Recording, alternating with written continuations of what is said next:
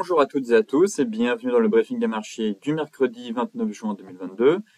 Avant de débuter cette émission, comme d'habitude, je vous laisse prendre connaissance de l'avertissement légal sur les risques.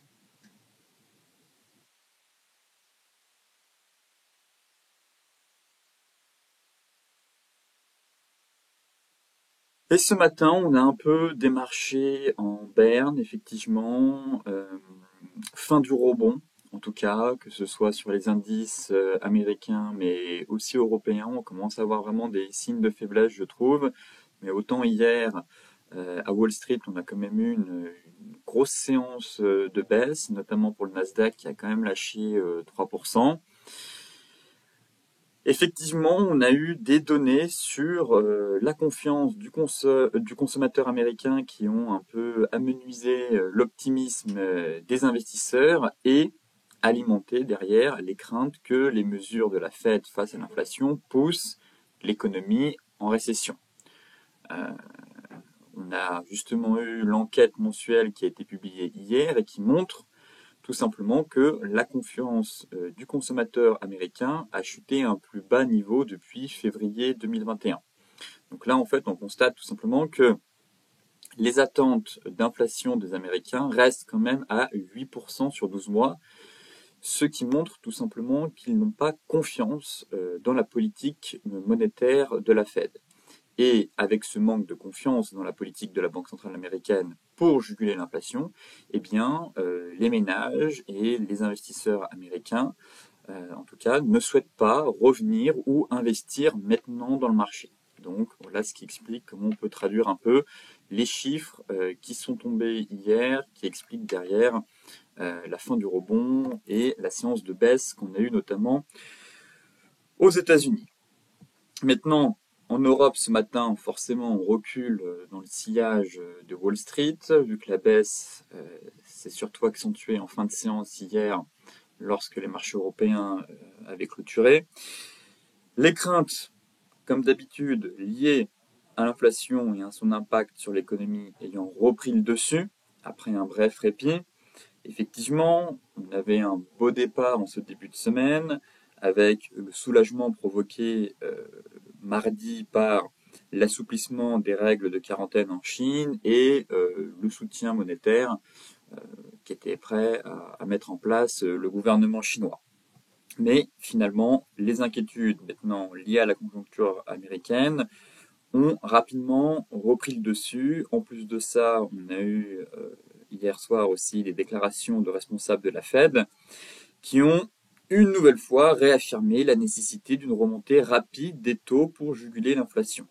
Donc forcément, qui dit remontée rapide des taux, dit hausse de 50, peut-être de 75 points de base, et donc crainte derrière d'une récession un peu trop violente à cause d'une remontée trop rapide des taux.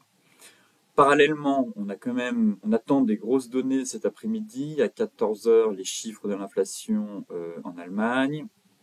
Et ce matin, en Espagne, effectivement, ça se corse un peu, j'ai envie de dire, dans le sens où l'inflation a atteint quand même 10% en rythme annuel et 10,2% aux normes nationales. Et c'est le plus haut niveau, en tout cas c'est son plus haut niveau de l'inflation depuis 1985 pour l'Espagne. Donc toujours pas de pic de l'inflation.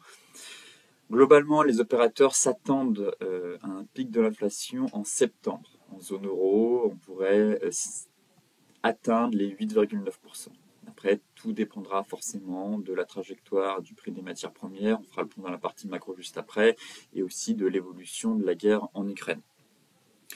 Donc là, prochaine stat à surveiller à 14h, les données de l'inflation en Allemagne, et ensuite, les investisseurs suivront de près à partir de 15h l'intervention de Jérôme Powell, le président de la Fed, lors d'un débat avec ses homologues justement de la Banque centrale européenne, donc Christine Lagarde, et aussi de la BOE, la Bank of England, avec Andrew Bailey, dans le cadre, comme vous le savez, du forum des banques centrales qui a débuté lundi, qui dure 3 jours, au Portugal. Donc là, grosse réunion, j'ai envie de dire, plutôt gros discours, gros débat entre les banquiers centraux à partir de 15h, donc à surveiller de près pour avoir un peu plus d'indications et de visibilité pour les prochaines semaines. Ici, c'est un graphique qui représente tout simplement l'indice Bloomberg des matières premières. Donc, comme vous le savez, les matières premières et l'énergie sont une composante importante au sein de l'inflation. Et donc, pour qu'on ait un pic de l'inflation, il faut qu'on ait une accalmie, notamment sur les prix de l'énergie et des matières premières. Donc, le bon point que je note, c'est que effectivement, la semaine dernière, on a eu une correction de 11% sur l'indice Bloomberg. Donc ça, pareil, bon point pour espérer qu'on ait un pic de l'inflation qui soit atteint, notamment aux États-Unis. Je ne parle pas forcément en Europe, mais plutôt aux États-Unis. Donc ça pourrait être un bon point euh, pour les prochaines données à tomber sur l'inflation. Vous voyez quand même qu'on a eu un rallye assez monstrueux depuis le crack lié au Covid ici. Une ascension sans faille et fulgurante, ici puissant rallye, et là, voilà, on montait en dents de scie, on commence à se stabiliser, et un déclin quand même non négligeable. Maintenant, trop tôt pour créer victoire, dans le sens où on ne voit pas très bien ici, mais on est dans un range. En fait, là, les spikes qu'on a ici, c'est de la mèche, mais globalement, si vous tracez correctement, on a un gros range. Donc, soit on va rentrer dans un énorme range de consolidation. Euh, donc là, ça va être difficile de dire et d'affirmer que le pic d'inflation va avoir lieu si on continue de consolider et que ça dure encore pendant plusieurs mois, plusieurs semaines. Il faudrait vraiment qu'on ait un repli un peu plus significatif. Donc ça, peut-être un range, mais il faudrait selon moi un déclin, une accalmie plus profonde sur ce compartiment-là, vraiment. Et derrière, c'est de casser en fait les précédents plus bas. Car on reste toujours finalement dans une tendance haussière, des plus bas de plus en plus haut. Et là, en fait, l'idéal pour inverser la tendance d'un point de vue de la théorie de Dow, de Charles Dow, c'est de casser les précédents plus bas. Et actuellement, on est dans un range. Donc si on consolide, eh bien, il faudra surveiller la rupture d'une des deux boards. Si on casse les précédents plus bas, je pense qu'on pourrait enfin avoir un repli. Le pire serait finalement de consolider dans un range pendant plusieurs semaines et, imaginons, les tensions s'intensifient en Ukraine, qu'on ait une sortie par le haut de ce range, là, ce serait compliqué et presque catastrophique derrière pour espérer un pic de l'inflation, notamment en zone euro à partir du mois de septembre. Donc, un indice quand même à surveiller de près, car il donne, je trouve, quand même pas mal d'indications sur la trajectoire de l'inflation. En tout cas, étant donné que c'est une composante, l'énergie et les matières premières importantes, forcément, un déclin de 10%, c'est clairement pas, enfin, c'est pas négligeable. Ici, vous avez les small caps US, donc à mon avis, peu de personnes s'intéressent aux small caps américaines. Déjà que les small caps françaises sont tradées par certains particuliers, mais l'ensemble des retails préfèrent trader vraiment les grosses capitalisations. Mais ici, un petit graphique quand même pertinent pour se dire que finalement, la bulle a quand même bien éclaté sur les small caps, qui avaient dû s'envoler à des niveaux impressionnants. Si on regarde ici, c'est le ratio PE. Euh, et il avait atteint des niveaux, voilà, le graphique est même coupé ici, j'ai pas le sommet, mais on était monté sur un PE ratio aux alentours de 40. Même durant les dot-com et en 2008, on n'était pas monté aussi haut. Donc effectivement, là, devait avoir une sacrée bulle sur les small caps et on est revenu sur des niveaux historiquement bas. Vous voyez, on est revenu sur les plus bas quasiment lors de la crise des subprimes et lors du crack lié au Covid. Donc effectivement, quand on imprime trop d'argent, il y a de la liquidité à foison sur les marchés et donc on achète un peu tout et n'importe quoi, puisque l'argent n'est pas cher. Donc on achète n'importe quel small caps qui vend un peu de rêve, mais qui, je pense au final, il devait y avoir quand même pas mal de coquilles vides.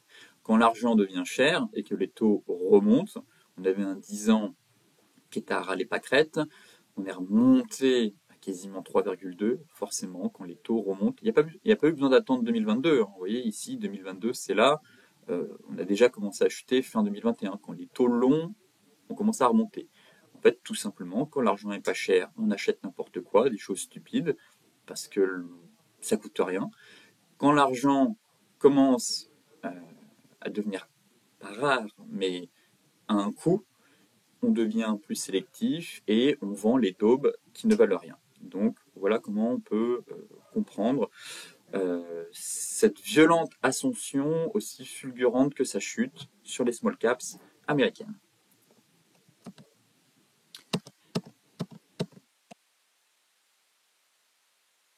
Concernant le CAC, alors là on va regarder les futurs parce que je trouve qu'on a quelque chose d'intéressant. Euh, c'est un triangle que j'ai tracé à vérifier si ça pourrait donner cet objectif-là à moyen long terme. En tout cas, on a un beau pattern ici avec ce gap de rupture sur la bande basse. C'est un plan moyen long terme que je surveille. Je ne dis pas que le CAC va aller à 5200, 5100, j'en ai absolument aucune idée. Mais c'est une structure graphique qui semble se confirmer un peu plus chaque jour. Bon, niveau d'invalidation pour moi, si on break les 6300, pour l'instant c'est pas le cas, donc là c'est plutôt sur une prévision de moyen long terme. Là ce qui nous intéresse nous, c'est surtout du court terme, du moyen court terme on va dire, et effectivement là c'est le range. On a ce fameux range ici qui est en train de se dessiner sur le CAC. Et le sentiment qu'on peut aller chercher la borne basse.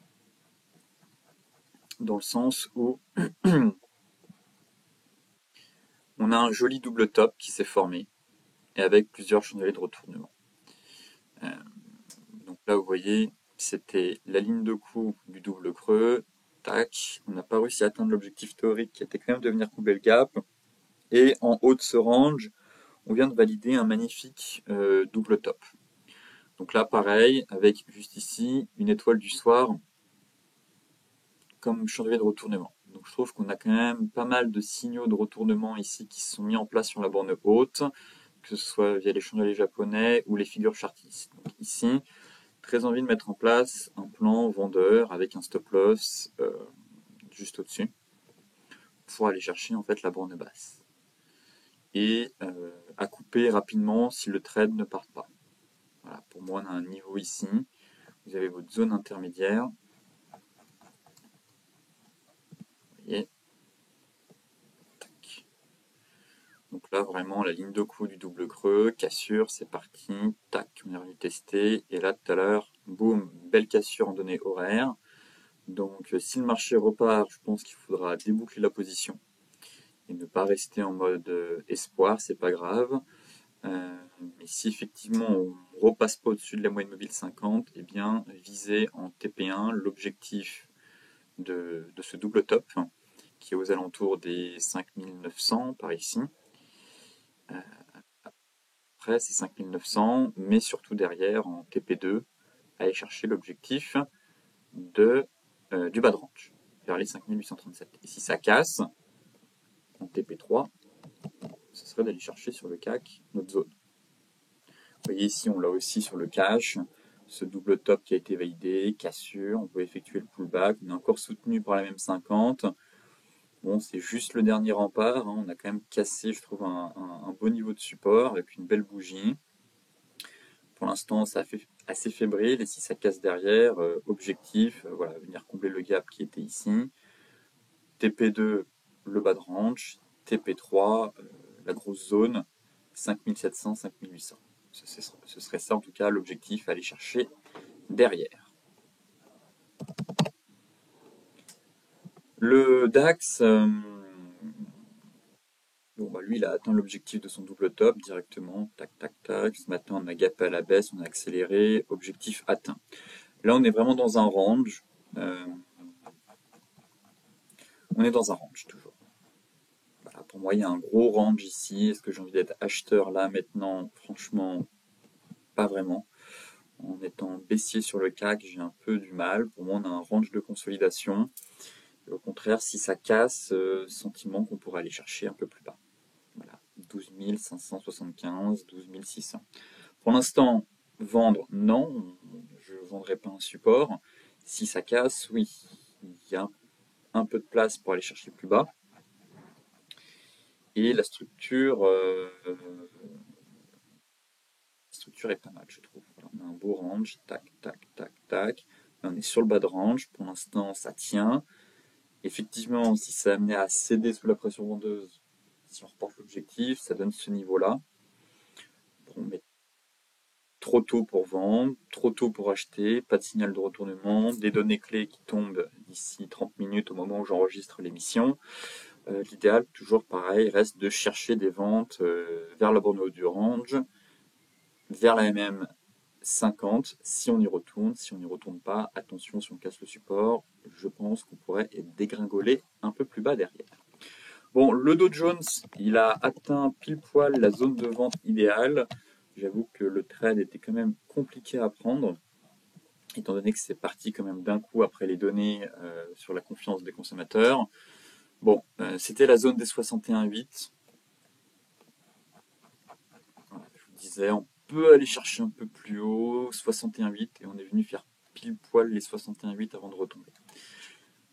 Bon, peut-être que certains ont réussi à prendre des ventes. Je trouve que c'était pas évident. On a pris 1% avant d'en perdre 1,5. Assez difficile selon moi, mais voilà, il y a encore une fois une zone vraiment qui a réagi euh, de façon chirurgicale, j'ai envie de dire, sur ce niveau de prix. Maintenant, fin du rebond, en tout cas,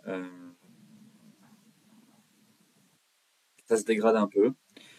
Je pense qu'on va venir combler ce gap. On est bien parti. Donc là, si vous êtes dans de l'intraday, pourquoi pas aller chercher encore 1% plus bas. Quand je vois la structure, on a ce petit gap là, à mon avis, il va être comblé. Deuxièmement, c'est effectivement l'avalement baissier. Vous voyez, on a ouvert quand même avec un gap haussier et on a avalé derrière. Donc, avalement baissier, gap sous les pieds. Donc là, vraiment à très court terme, je verrai bien le comblement de ce gap et retour sur les 30 550. Et si ça casse de nouveau, on attendra notre bas de zone ici pour payer. Rappel, très important. Voilà. Ici, on donnait le niveau 38,2, mais là, cette fois, j'attendrai un peu plus bas. L'AMM 200, donc cette zone-là, et sur un mois, voilà, là, elle va remonter, encore une fois. La clôture, c'est demain. L'AMM 50 va une nouvelle fois remonter, se mettre ici, et vous allez voir qu'elle va tomber pile dans notre zone d'achat. On aura MM50, MM50 monthly, MM200 weekly, ratio 38,2 et ancien plus haut, ligne de support horizontale. Donc une zone de convergence selon moi à mettre à profit pour tenter un swing derrière.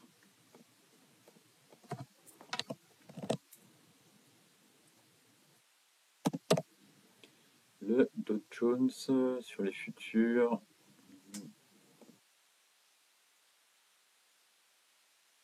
Là, c'est la zone, je vais tracer, mais à mon avis, elle va encore remonter, elle va se mettre juste là, sous le long, sous le bas de zone. Et là, ce sera vraiment un niveau très très intéressant. Autant la MM200, vous voyez, elle est déjà au milieu de la zone, mais la MM50, elle va arriver juste en dessous. Donc là, on a vraiment une zone de convergence très importante, avec les anciens sommets. Voilà, on a une très belle zone de polarité. Donc ça reste toujours ma zone d'achat idéale sur le Dow Jones. Maintenant, à plus court terme, bon, on voit la dégradation. En données 4 heures surtout. Fin de la divergence, on casse l'oblique. Donc là, fin de la divergence. Il faut tout déboucler ici. Et en plus de ça, on a un magnifique avalement baissier. Donc vraiment, on a eu vraiment un rebond. On pourrait mettre vraiment dans un livre d'analyse technique cette divergence qui a donné voilà, tous les signaux, que ce soit la hausse, le pullback ici, quand ça commence à rechuter, qui était juste un simple pullback, cassure, Cassure ici qui nous annonce clairement la fin de la divergence, et même en bonus, de nouveau, une petite divergence baissière 4 heures, juste ici. Donc là, il y avait vraiment un beau reverse à faire pour celles et ceux qui maîtrisent totalement la divergence. Là, on a un avalement baissier. Comme je vous disais, sur le cash, on a un avalement 4 heures. On a aussi, à mon avis, cassé cette oblique. Pas. Ouais, on est pile poil dessus, mais il ne reste pas grand-chose. Donc plus prudent. Maintenant, sur le Dow Jones, le sentiment qu'on peut aller chercher un peu plus bas, venir combler le gap. Là, peut-être pas le moment d'acheter, plutôt chercher des ventes sur rebond pour justement venir chercher votre fameux gap sur le cash qui est un peu plus bas. Voilà, il y a 1% à aller chercher, ce serait de venir combler ce gap.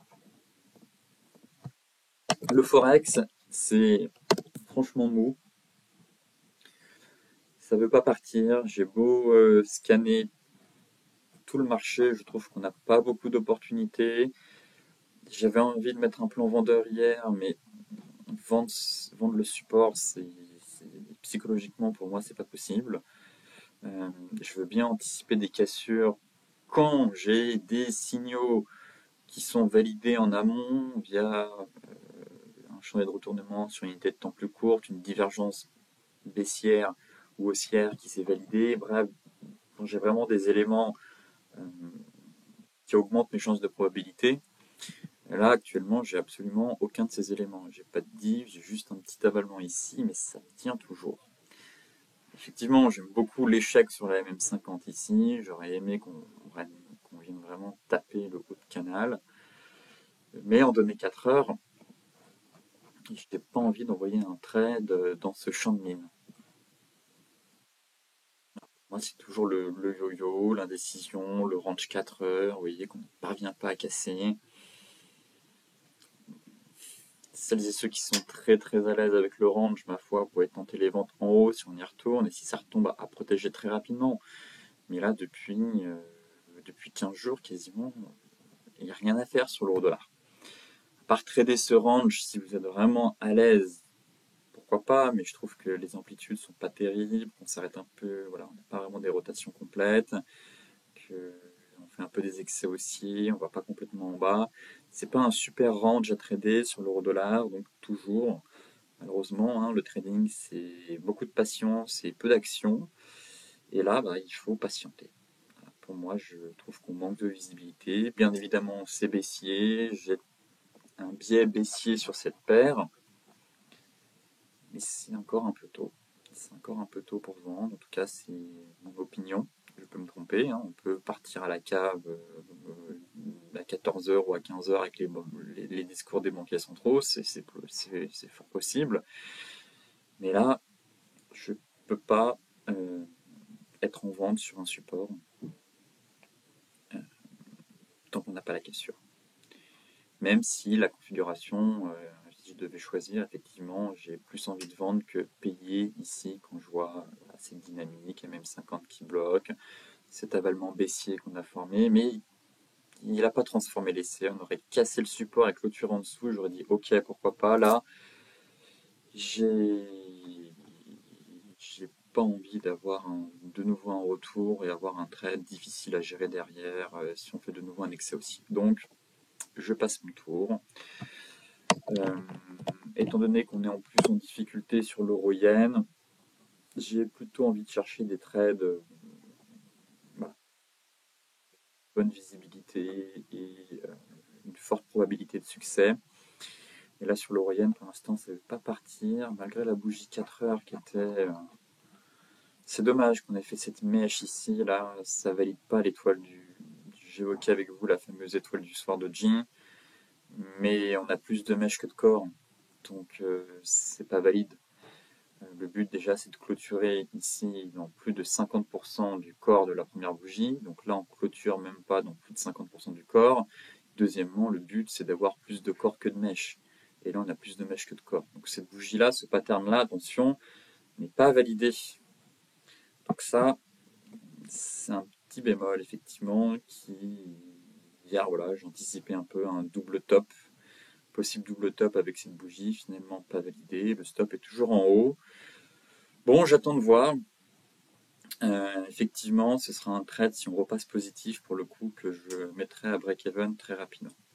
Car pour l'instant, euh, ça ne part pas, la résistance fait toujours le job, mais les vendeurs ont un peu de mal à se manifester. Euh, dans le Forex, on avait quoi d'autre? Livre sterling, il se passe rien. Bah, AUD, AUD USD, NZD USD, on a un peu ces configs-là. De nouveau ici, on revient tester la bande basse. Bon, je vous disais en début de semaine que j'étais pas fan pour envoyer le trade ici avec l'étoile. C'est retombé finalement, effectivement. Et là, à surveiller. Pas envie de à surveiller avec les annonces qui vont tomber cet après-midi. Effectivement, on revient tester un niveau clé, de nouveau ce bas de range. J'ai toujours pas de signal de retournement malheureusement. Donc pour moi c'est un peu limite. Soit on se dit bon on fait un double creux et on prend plus tard la cassure ici pour aller chercher la borne haute, soit à surveiller si on a une bougie, si on fait un gros avalement derrière et que ça part. Bon là on va avoir la clôture dans 15 minutes. Ça pourrait faire un marteau, mais je trouve que c'est pas suffisant. C'est pas suffisant, donc à surveiller. On est sur le bas de range, effectivement. J'en parlais la semaine dernière déjà que ce bas de range m'intéressait, mais les signaux sont pas là, malheureusement. Si on prend le NZD USD, c'est la même chose. Vous voyez, c'est exactement la même chose. Donc si vous devez choisir une paire, choisissez, n'allez pas sur les deux. N'allez pas sur les deux, choisissez soit la UD, soit le NZD, mais la configuration est la même. On a ce gros range, on a fait un rebond, on est retombé sur le bas de range.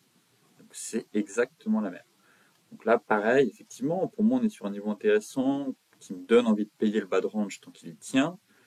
Mais malheureusement, j'ai beau analyser ce graphique dans tous les sens, j'ai toujours pas de signal de retournement sur la borne basse. En tout cas, pas avec les prix. Pour l'instant, ni avec le RSI. Donc, patience et on peut quand même casser par le bas. Il ne faut pas exclure cette possibilité-là. Voilà pourquoi il est essentiel d'avoir un chemin de retournement. Et donc, sans chemin de retournement, on patiente encore une fois.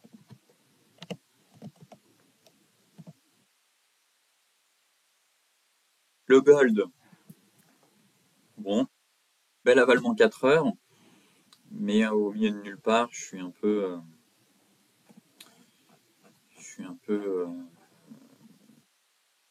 ouais, je suis pas fan plutôt de l'avalement 4 heures ici. C'est comme, on n'est pas sur un niveau clé en fait, tout simplement. On aurait eu cet avalement 4 heures un peu plus bas. Ouais, je suis pas fan de la structure. Alors à confirmer en données daily, mais pareil, si on fait un bel avalement en données daily, est-ce que j'ai envie de payer sous Tenkan, Kijun et même 200 et même 50 bas de nuage, jaune horizontal, Kijun mensuel juste au-dessus de la tête, bas de canal? Clairement pas. Clairement pas, toujours pas. Euh, J'attendrai la cassure. Là, c'est ça qui m'embête. On a trop d'obstacles au-dessus de la tête pour se dire je rentre sereinement, je mets mon stop plus bas, ça va le faire. Non, le marché est très fort pour nous mettre des bâtons dans les roues, donc l'idéal, c'est d'affiner et d'avoir un meilleur point d'entrée. Là, on donnait 4 heures.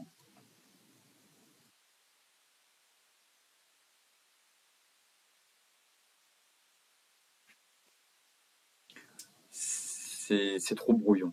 C'est trop brouillon, c'est haché. Ouais, ici, pourquoi pas. Honnêtement, sur les 1806, j'aurais dit pourquoi pas, ça peut être intéressant, effectivement, un marché à tester une fois, deux fois, trois fois, même si je suis pas un grand fan de ce niveau. Mais là, sur les 1815, c'est au milieu de nulle part. Euh, il y a les banquiers centraux cet après-midi, il y a des données sur l'inflation qui peuvent encore tomber. On est aussi dans un canal baissier 4 heures. On peut remonter, vous voyez, et aller plus bas, et venir taper les 1800. Donc, je reste à l'écart. Très honnêtement, rien à faire sur le gold depuis maintenant plusieurs semaines. Le plan n'a pas changé, c'est toujours le même. Essayer de trouver des achats un peu plus bas pour avoir une marge de manœuvre suffisante pour vite se mettre à break-even si on a un début de départ de flux. Parce que là, les acheteurs vont vraiment devoir se battre pour casser tous ces niveaux à la hausse. Là, j'ai hâte de voir. Ça devrait se mettre à plat. Notre Kijun devrait se mettre à plat et Tenkan, pareil. Bien évidemment, tout l'enjeu derrière sera d'avoir une cassure Tenkan Kijun à la hausse en mensuel. Donc juillet, août, septembre. Ah, je surveillerai de près un setup de cassure Tenkan Kijun.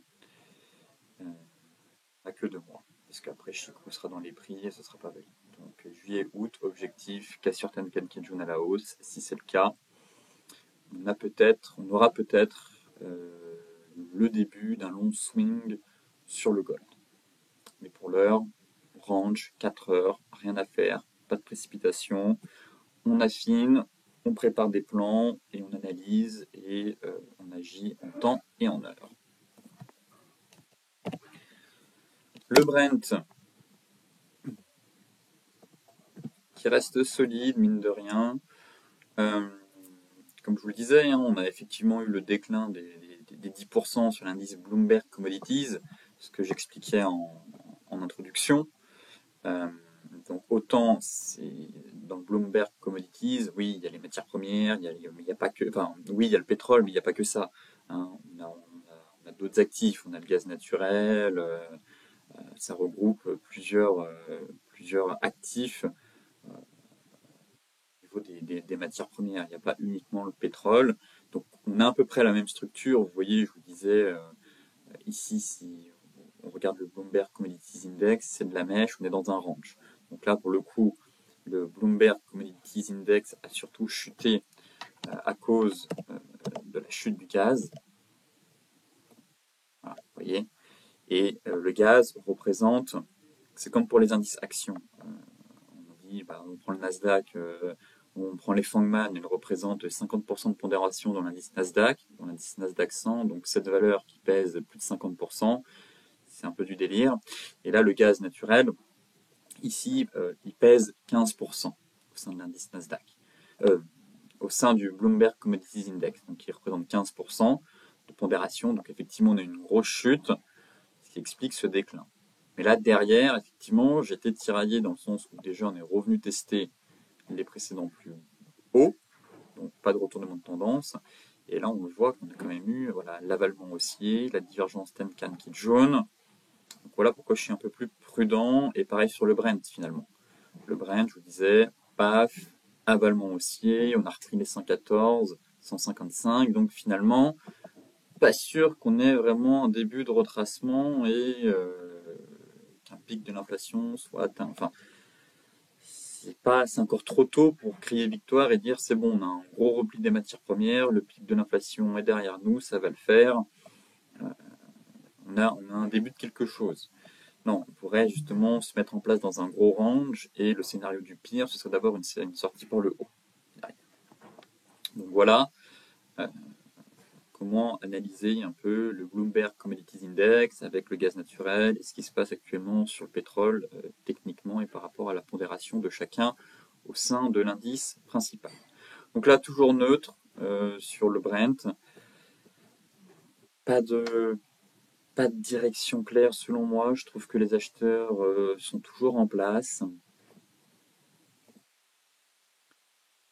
On arrive sur un roulement d'échéance. On a le gap baissier ici. On est sur la fin de mois, donc on doit avoir une expiration des contrats pour que j'ai ce gap sur les futurs sur ma plateforme. Mais ça reste aussi. Les acheteurs sont toujours en place pour l'instant. Neutre. Là, manque de visibilité très clairement pour envoyer un point de trading et vous dire ok, le marché va aller là, le marché va aller à la baisse. Là, je suis assez neutre. Je trouve qu'on a des signaux contraires, comme je vous le disais, entre l'étoile du soir ici et l'avalement haussier en données daily. Juste là. Et pour l'instant, l'avalement fait plutôt bien le job. La MM50, ça repart. Donc, je suis un peu tiraillé entre le signal baissier hebdomadaire et le signal haussier daily. Et la tentative de reprendre ce niveau, ça repasse, c'est juste, mais c'est pas, il y a toujours des acheteurs en face. Donc vraiment neutre pour l'instant sur le pétrole. Euh, voilà, pas envie de me précipiter. Pour l'instant, je vois pas ce que veut me dire le marché ou dans quelle direction il a très clairement envie d'aller. Pour du trading, pas évident. Pour du moyen long terme, on reste toujours dans une grosse phase de stabilisation. Donc là, l'idéal, c'est d'attendre un retour, soit sur des beaux niveaux de support, soit sur des jolis niveaux de résistance pour de nouveau intervenir. Mais ici, pour moi, ça va être la lessiveuse, comme c'est le cas, qu'on est dans un milieu de range. Et donc, je passe mon tour. Le light, euh, plus robuste quand même le light. On voit, tac, tac, tac, l'avalement a bien fonctionné. On empile les bougies vertes, début de V-bottom ici. Mais plus prudent, effectivement, quand j'ai un signal haussier en données daily, on ne peut pas l'ignorer. D'un autre côté, j'ai un signal baissier en données hebdomadaires. Euh, Difficile vraiment d'affirmer avec certitude dans quel sens va aller le marché dans les prochains jours. Voilà, j'avais un biais baissier en début de semaine. J'ai changé mon fusil d'épaule quand j'ai vu cet avalement-là, enfin, du coup, plutôt baissier en fin de semaine dernière, aussi en début de semaine avec l'avalement. Et donc, ça m'invite à être neutre derrière. Voilà, pour l'instant, on n'a pas vraiment un repli aussi important que prévu sur les matières premières. Ouais, malgré le déclin, ça reprend. Pour moi, là, on est bien orienté pour aller chercher les 116 en fait. À court terme, effectivement, objectif d'aller chercher 116. Si ça casse, on ira chercher les 121. Mais là, en données 4 heures, effectivement, on est sur une reprise haussière. On avait la dynamique baissière de court terme, et là, on a cassé l'ancien sommet. On confirme la reprise haussière. Donc là, objectif à court terme, pour moi, c'est ça d'aller chercher les 116 en fait. Si on suit cette logique de reprise haussière, si ça casse, retour sur 121. Et là, effectivement, je serais intéressé pour tenter quelque chose. Mais pour l'heure, le marché est assez mou cette semaine. Je trouve qu'on a de l'action sur les indices, mais Forex, matières premières, crypto, euh, c'est léthargique. Le BTC, pareil, ça retombe. Ne prenez pas de risque. Stop loss à break-even. Je vous disais, plus la divergence est longue et enfin, plus quand la divergence est validée, on a une longue phase de stabilisation, plus la probabilité est forte d'avoir un dysfonctionnement de cette dernière. Pour rappel, ici, j'expliquais hier. Tac, validé, stabilisation, dysfonctionnement. Tac, validé, stabilisation, j'ai peur d'un dysfonctionnement derrière. Donc, pas de mode espoir, il n'y a pas de relâcheteur, le marché reste lourd, il n'y a toujours pas de catalyseur haussier. Prenez pas des risques inutiles, on est certes sur un bon niveau, vous avez une marge de manœuvre suffisante, mettez-vous à break-even. Voilà. Si on a un range horaire, eh bien, il y a un range horaire. Ici, range, il y a, c'est ça. Votre stop loss, si vous êtes rentré par ici, est bien placé. Voilà, sous la borne basse du range. Votre entrée, elle a été validée ici, donc là, sous la borne basse. Si ça tient, tant mieux, vous êtes dedans. Vous avez une marge de manœuvre. Il faut espérer un retour sur la borne haute. Si ça casse la borne haute, et on ira chercher l'objectif des 24 000. Si ça casse pas et qu'on casse par le bas, eh bien vous sortez à break-even et vous serez content car le marché pourrait aller chercher bien plus bas derrière. Donc voilà le plan. Là, c'est vraiment gestion de position, on ne prend pas des risques inutiles, le marché ne veut pas partir. La divergence, pour moi, elle est invalidée maintenant, très clairement, elle est en train de dysfonctionner. Si je trace ma parallèle, on a cassé l'oblique, on est repassé sous la ligne des 50, donc pour moi, la divergence est invalidée. Il ne faut pas prendre de risques inutiles. Donc, on remonte les stops et advienne que pourra. Voilà. Si ça doit partir, ça partira. Pour l'instant, ça ne part pas. Et donc, si ça casse, on peut aller chercher plus bas très facilement. Le secteur est très fragile, ça ne rebondit pas, et j'ai le sentiment qu'on est en train de répéter ce même schéma. Sell-off, stabilisation, sell-off, stabilisation. mais sans relais, sans flux, avec l'absence totale des acheteurs. L'Ethereum,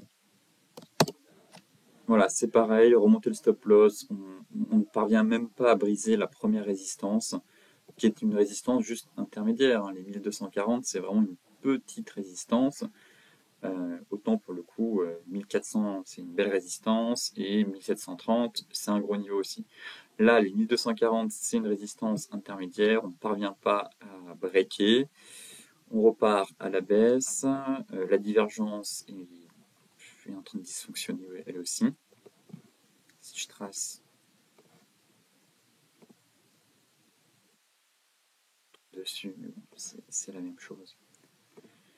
C'est la même chose, on tombe dessus, on est repassé sous mon creux, ici. Et on a enfoncé ma ligne des 50. Donc là, pour moi, pareil, si vous êtes rentré ici, euh, soit vous mettez, on avait remonté le stop loss, et là, soit vous le mettez sous ce creux-là, soit vous mettez vraiment un break-even, et donc ici. Mais là, pour l'instant, ça bat de l'aile, ça se dégrade, je trouve. Et, euh, et j'ai envie d'être plus prudent. Voilà, donc mise à vue du stop loss. Si ça retombe, ça retombera. Mais là, pour moi, voilà, on a retracé 38,2. L'objectif, c'était les 50. Mais pour l'instant, ça ne tient pas. Donc peut-être qu'il faudra retravailler la zone des 1000. Mais pour l'instant, il n'y a pas de relacheteur, il n'y a pas de flux. On a des super beaux niveaux, effectivement, mais ça ne part pas. On n'arrive pas à breaker les 1240. Donc voilà, gérez votre position, mettez-vous à break-even, mais ne prenez pas de risque quand le marché ne veut pas partir. Voilà, donc à voir peut-être cet après-midi avec les annonces des banquiers centraux. Qui sait, ça pourrait peut-être relancer les crypto-monnaies si le marché rebondit, mais si les marchés traditionnels poursuivent leur baisse, notamment le Nasdaq, ça risque d'être compliqué pour l'ensemble des cryptos. Sur ce, je vous souhaite à toutes et à tous une excellente journée, de très bons trades, et je vous dis à demain pour un nouveau point complet sur la planète finance.